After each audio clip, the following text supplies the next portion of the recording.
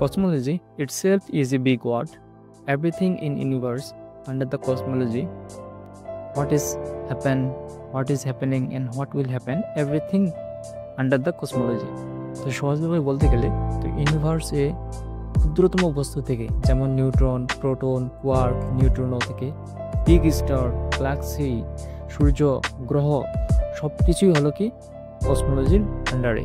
সব কিছু যখন আমরা স্টাডি করি বা সেগুলো সম্পর্কে যখন আমরা জানি, সব কিছুই আমাদের কি কসমোলজির আন্ডারে আমাদের স্টাডি করতে হয়।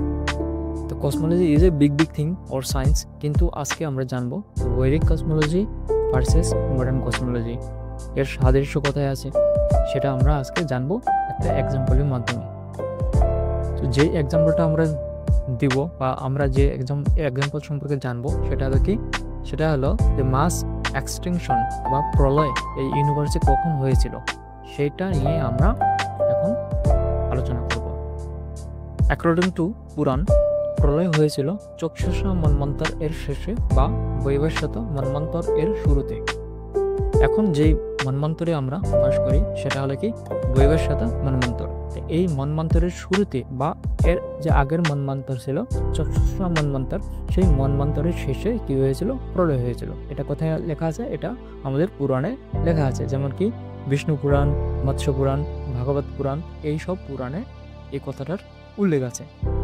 তো আমরা যদি টাইম ক্যালকুলেশন করি, টাইম ক্যালকুলেশন অনুযায়ী এটা কি 251.152 মিলিয়ন ইয়ার আগে প্রলয় হয়েছিল। এই ডাটাটা হলো কি পুরাণ অনুযায়ী বা পুরাণের যে ডাটা দেওয়া আছে সেই ডাটা অনুযায়ী 251.152 মিলিয়ন বছর আগে কি হয়েছিল, প্রলয় হয়েছিল। কিন্তু মডার্ন সায়েন্স কি বলে? মডার্ন সায়েন্সের যে সায়েন্টিফিক ডাটা আছে সেই ডাটা আমরা এখন দেখি। তো মডার্ন সায়েন্সে প্রথম এই ডাটাটা পাবলিশ করা হয় 1916 সালে। 1916 সালে যে ডাটা সায়েন্টিফিকলি যে ডাটাটা ছিল বা যে ডাটাটা প্রকাশ করা হয়েছিল সেটা ছিল কি 12 মিলিয়ন বছর আগে প্রলয় হয়েছিল। তো এখানে সায়েন্টিফিকলি বলছে 12 মিলিয়ন বছর আগে এবং পুরাণে বলছে 251.152 মিলিয়ন বছর আগে। তো হিউজ ডিফারেন্স।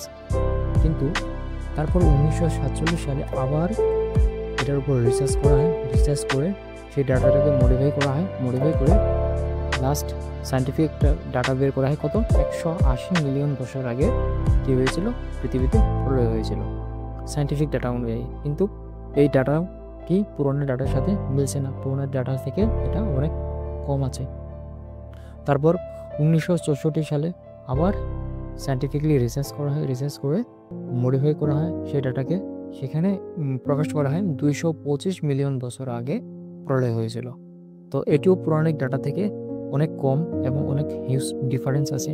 তারপর নেক্সট 2004 সালে আবার সায়েন্টিফিক ডাটা প্রকাশ করা হয়, সেখানে প্রকাশ করা হয় 251 মিলিয়ন বছর আগে কী হয়েছিল, প্রলয় হয়েছিল। তো এটা কি 2004 সালে যে সায়েন্টিফিক ডাটা বের করা হয় বা মডার্ন যে ডাটা কসমোলজিক্যাল ডাটা বের করা হয় সেটা কি 251 মিলিয়ন বছর আগে। আর পৌরাণিক যে ডাটা ছিল, ঠিক আছে, সেটা হলো কত 251.152 মিলিয়ন বছর আগে। কিন্তু দুইটা ডাটাই কি হচ্ছে একদম সেম, জাস্ট 152 মিলিয়ন ইয়ার কম আছে। তারপর কী করে, তারপর আবার 2018 সালে আবার এটাকে মডিফাই করে নিউ ডাটা বের করা হয়, যেটি হলো কি 251.9 মিলিয়ন বছর আগে।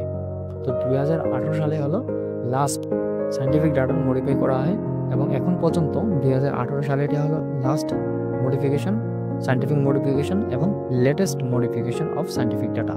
তো এটিকে MIT থেকে প্রকাশ করা হয় এবং তৎকালীন 2018 সালে MITর যিনি হেড ছিলেন প্রফেসর স্যামুয়েল বোরিং, তিনি এই ডাটাটা প্রকাশ করেন।